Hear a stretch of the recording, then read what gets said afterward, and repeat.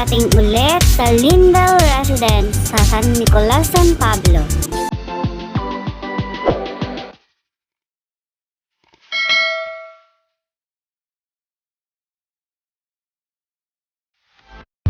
Pagdating namin sa gate ng Lindell Subdivision ay, ayan, sinundo na ako ni Ate Lana, anak ng aking pinsan, at nandito na kami sa bahay ni Ate Laida.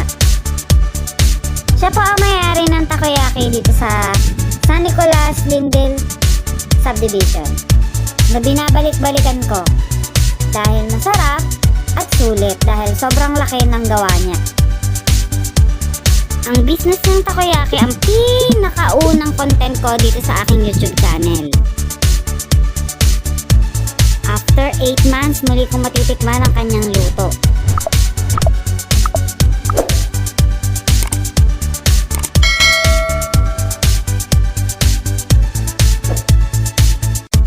Ay pagsalayo naman ang abot ng Malbaranyang are. Ay, abot din sa San Pablo makapag-takoyaki laang. Oh, sa mga taga-Lindell dyan, dito po kayo lagi o-order. Masarap ang gawa niyan.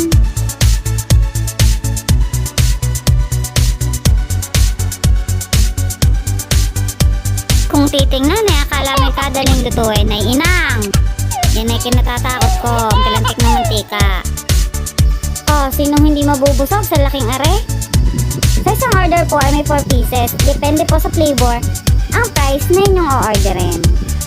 Maya-maya pa, luto na.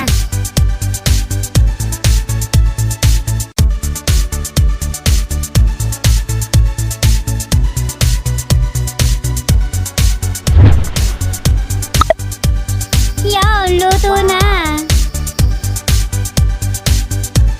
Lagyan na ng sauce.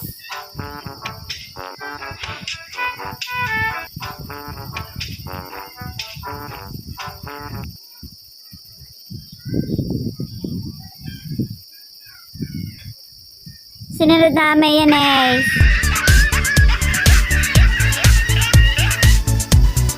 Yung isa may pa-cheese. Oh, nagme-melt. Ang sarap. Ayan na, add seasoning na.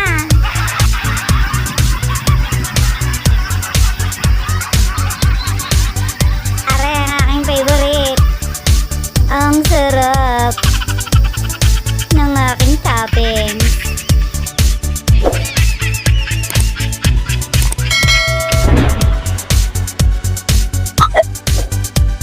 Kain po.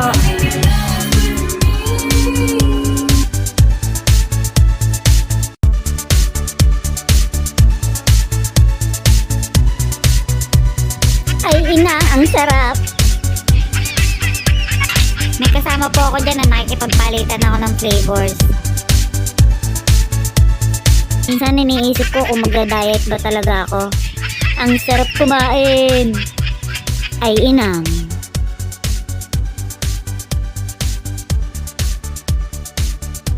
Pre, ang aking kasamang maganda, si Jera. At ari naman ang aking kinain, takoyaki.